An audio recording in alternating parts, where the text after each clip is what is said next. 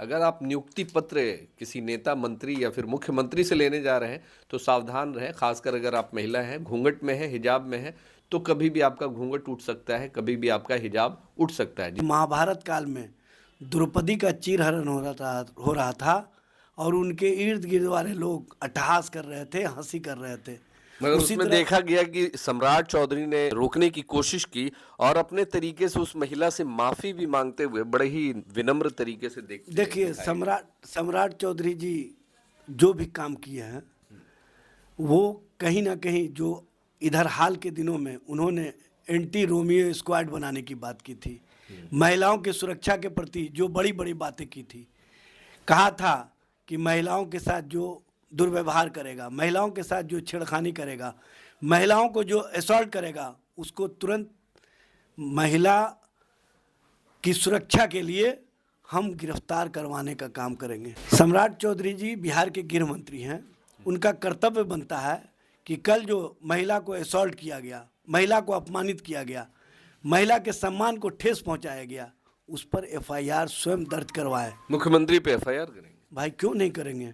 कानून सबके लिए बराबर न है, देश का संविधान सबके लिए न है, करना कुछ चाहिए। लोग तो बोल रहे हैं कि नीतीश कुमार जी एनडीए बीजेपी के साथ रहकर संघी हो गए और संघी सोच उनकी कल दिखी। संघ और भाजपा के अंदर जिस तरह से महिलाओं को असॉल्ट करने वाले, महिलाओं को अपमानित करने वाले, महिला खिलाड़ियों को अपमानित करने वाले जब उसी पार्टी में बने रहते हैं, जब उस पार्टी के नेता ऐसे लोगों के कृत्यों पर पर्दा डालने का काम करते हैं, तो कहीं ना कहीं मुख्यमंत्री जी का भी मनोबल इससे बढ़ गया है कि हम चाहे जितना भी इस तरह का हरकत करें, चाहे जितना भी हम अपमानित करने वाली कार्रवाई करें, हम पर भारतीय जनता पार्टी और भारतीय जनता पार्टी के लोग चाहकर भी ना तो हमसे माफ़ी की मांग कर सकते हैं और ना ही इस तरह का कृत्यों पर वो सवाल खड़ा कर सकते। एक अदद आपको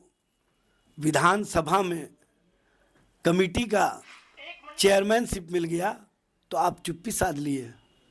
इससे ही स्पष्ट होता है कि आप मुस्लिम कॉज पर नहीं, अपने कॉज पर राजनीति करते हैं, और जो अपने कॉज पर राजनीति करते हैं वो आपका जब भी ऐसा मामला आएगा खामोशी अख्तियार कर लेंगे। इस पे आपके पार्टी के जो विपक्ष के नेता हैं तेजस्वी यादव, वो भी तो नजर नहीं आ रहे हैं, यूरोप में देखिए, छुट्टियां मना रहे हैं। एक चीज़ जान लीजिए, अभी उनको राजनीति करने का वक्त था। बहुत सारे ऐसे मुद्दे हुए, अतहर हुसैन वाला मामला हो या फिर मुस्लिम महिला वाला मामला हो, कहाँ कुछ बोल रहे हैं। देखिए तेजस्वी जी ने हमको प्रवक्ता इसीलिए ने बनाया है कि हम हर उस कॉज पर, हर उस ज्वलंत मुद्दे पर अपनी बात स्पष्टता के साथ रख सके।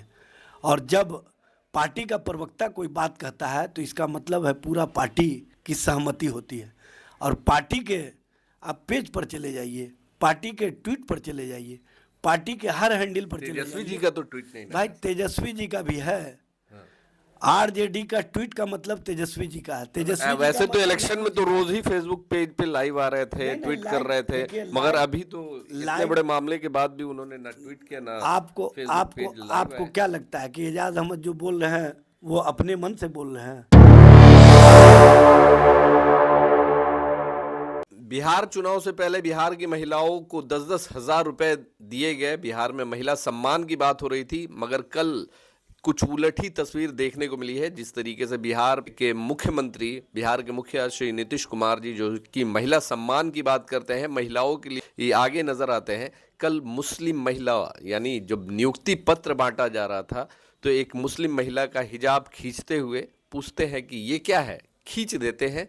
इसको लेकर एक बड़ा बवाल बिहार की राजनीति में और पूरे भारतवर्ष में ही इसको लेकर जो विपक्ष के लोग हैं और खासकर महिलाओं में एक बड़ा आक्रोश नजर आता है। इस पर बात करने के लिए हमारे साथ में राजद के प्रवक्ता हैं एजाज अहमद सर। सर, क्या हो रहा है बिहार में? बिहार के मुखिया इस तरीके से जो रवैया कर रहे हैं, क्या लगता है आपको कि मानसिक स्थिति से वो गुजर रहे हैं या फिर जानबूझकर उन्होंने ऐसा किया? देखिए, बिहार में महिलाओं के सम्मान को ठेस पहुंचाया जा रहा है। महिलाओं के साथ जिस तरह का दुर्व्यवहार किया गया और जिस तरह से एक मुस्लिम आयुष डॉक्टर जो अपना डिग्री लेने के लिए गई थी, उसके साथ मुख्यमंत्री जी ने जिस तरह का व्यवहार किया, जिस तरह से शर्मनाक स्थिति से लोगों को शर्मसार किया, पूरा बिहार शर्मसार हुआ। लेकिन अफसोस की बात है कि उनके इर्द गिर्द जो मंत्री थे वो उसी तरह के कृत्यों में लगे हुए थे जैसे महाभारत काल में द्रौपदी का चीरहरण हो रहा था और उनके इर्द गिर्द वाले लोग अट्टहास कर रहे थे, हंसी कर रहे थे। मगर उसी उसमें तरह देखा गया कि सम्राट चौधरी ने रोकने की कोशिश की और अपने तरीके से उस महिला से माफी भी मांगते हुए बड़े ही विनम्र तरीके से देखिए, सम्राट चौधरी जी जो भी काम किए हैं वो कहीं ना कहीं जो इधर हाल के दिनों में उन्होंने एंटी रोमियो स्क्वाड बनाने की बात की थी, महिलाओं की सुरक्षा के प्रति जो बड़ी बड़ी बातें की थी, कहा था कि महिलाओं के साथ जो दुर्व्यवहार करेगा, महिलाओं के साथ जो छेड़खानी करेगा, महिलाओं को जो असॉल्ट करेगा उसको तुरंत महिला की सुरक्षा के लिए हम गिरफ्तार करवाने का काम करेंगे। सम्राट चौधरी जी बिहार के गृह मंत्री हैं, उनका कर्तव्य बनता है कि कल जो महिला को असॉल्ट किया गया, महिला को अपमानित किया गया, महिला के सम्मान को ठेस पहुंचाया गया, उस पर एफआईआर स्वयं दर्ज करवाए। मुख्यमंत्री पे एफआईआर करेंगे? भाई क्यों नहीं करेंगे? कानून सबके लिए बराबर न है, देश का संविधान सबके लिए न है।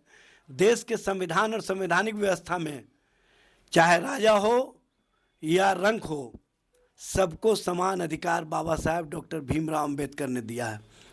अगर कोई शीर्षस्थ पद पर बैठा हुआ व्यक्ति उस तरह का कृत्य करता हो जिससे पूरे महिला का सम्मान, और सम्मान ही नहीं बल्कि भावना को ठेस पहुंचा, और ख़ास तौर से अल्पसंख्यक समाज की जो बच्ची थी जो बहुत मुशक्क़त और मेहनत के बाद पढ़ करके डॉक्टर बनी थी, उसको आपने असॉल्ट करके, उसको आपने अपमानित करके उसके पूरे परिवार के बीच उसको शर्मसार कर दिया। और इस तरह का कृत्य करने के बाद भी अब तक ना तो महिला आयोग के द्वारा कोई नोटिस दिया गया है, ना अल्पसंख्यक आयोग के द्वारा नोटिस दिया गया है।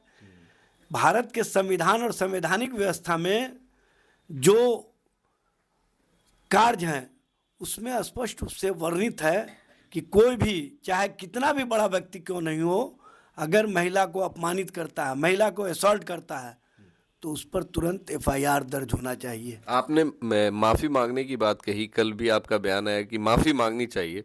तो बिहार में मुख्यमंत्री जी ने इससे भी पहले बहुत ऐसे कारनामे उनके आए जो कि दिखाई दिया महिलाओं के प्रति, तो अभी तक तो उस पर कभी माफी नहीं मांगी, तो कल ये माफी की बात कर रहे हैं क्योंकि उन्होंने महिलाओं को जिस तरह से शर्मसार किया है, जिस तरह से जो भारत के अंदर संवैधानिक व्यवस्था है कि सभी अपने अपने धार्मिक आज़ादी के अनुसार, धार्मिक परंपरा के अनुसार, धार्मिक रीति रिवाज के अनुसार अपने अपने धर्मों के अनुपालन आज़ादी के साथ कर सकते हैं। ये भारत के संविधान में अधिकार मिला हुआ है, लेकिन भारत के संवैधानिक अधिकारों का भी हनन एक मुख्यमंत्री के द्वारा किया जाना ये स्पष्ट रूप से प्रमाणित करता है कि उनका जो ये सोच है, महिला विरोधी सोच है, महिलाओं को अपमानित करने वाला सोच है, महिलाओं को असॉल्ट करने वाला सोच है।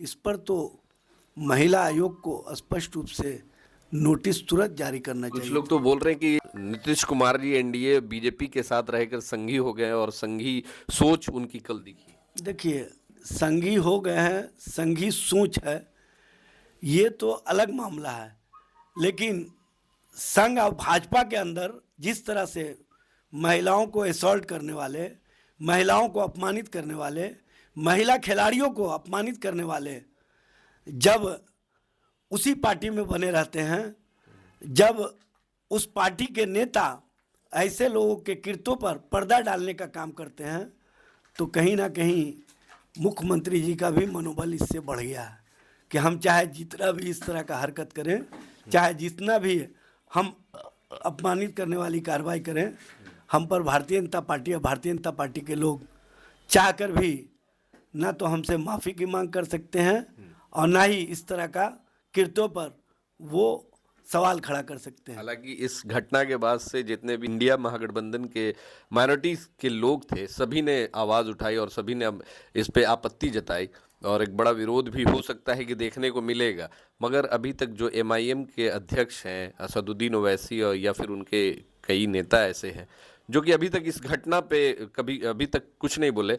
वहीं बाबरी मस्जिद जहां बन रहा था मुर्शिदाबाद में, उसके पक्ष में वो जाते हुए नजर आते हैं और उसके लिए आवाज़ उठाते हैं। देखिए, सबसे पहले तो जो भी पार्टी मुस्लिम और मुस्लिम कॉज पर अपनी राजनीति करती है, वो अपने कॉज को सामने क्यों नहीं रख पाती है? क्यों उसको सत्ता और स्वार्थ का नशा चढ़ जाता है? एक अदद आपको विधानसभा में कमेटी का चेयरमैनशिप मिल गया तो आप चुप्पी साध लिए। इससे ही स्पष्ट होता है कि आप मुस्लिम कॉज पर नहीं, अपने कॉज पर राजनीति करते हैं। और जो अपने कॉज पर राजनीति करते हैं वो आपका जब भी ऐसा मामला आएगा खामोशी अख्तियार कर लेंगे। इस पे आपके पार्टी के जो विपक्ष के नेता हैं तेजस्वी यादव, वो भी तो नजर नहीं आ रहे हैं, यूरोप में देखिए, छुट्टियां मना रहे हैं। एक चीज़ जान लीजिए, अभी उनको राजनीति करने का वक्त था। बहुत सारे ऐसे मुद्दे हुए, अतहर हुसैन वाला मामला हो या फिर मुस्लिम महिला वाला मामला हो, कहाँ कुछ बोल रहे हैं। देखिए, तेजस्वी जी ने हमको प्रवक्ता इसीलिए ने बनाया है कि हम हर उस कॉज पर, हर उस ज्वलंत मुद्दे पर अपनी बात स्पष्टता के साथ रख सके। और जब पार्टी का प्रवक्ता कोई बात कहता है तो इसका मतलब है पूरा पार्टी की सहमति होती है। और पार्टी के आप पेज पर चले जाइए, पार्टी के ट्वीट पर चले जाइए, पार्टी के हर हैंडल पर चले तेजस्वी जाइए। जी का तो ट्वीट नहीं ना। भाई, तेजस्वी जी का भी है। आरजेडी का ट्वीट का मतलब तेजस्वी जी का है। तेजस्वी जी वैसे का तो मतलब इलेक्शन में तो रोज ही फेसबुक पेज पे लाइव आ रहे थे, नहीं, ट्वीट कर लाइव, रहे थे। देखिए, मगर लाइव- अभी तो इतने लाइव- बड़े मामले के बाद भी उन्होंने ना ट्वीट किया ना आपको फेसबुक आपको पेज लाइव आपको है। क्या लगता है कि एजाज अहमद जो बोल रहे हैं वो अपने मन से बोल रहे हैं? ये सहमति से बोल रहे हैं। और सहमति है क्योंकि पार्टी का नेतृत्व ऐसे मुद्दों पर खामोश नहीं रह सकता है। और ऐसे मुद्दों पर जब हमारी बातों से ही कहीं ना कहीं उन लोगों को इस बात का डर हो गया है कि हम जनता के बीच में मुंह दिखाने के लायक नहीं रहे हैं, तो आप समझ लीजिए कि उनकी स्थिति किस तरह से कहाँ पहुंच गई है। बहुत जल्द आपको इसका परिणाम भी देखने को मिलेगा।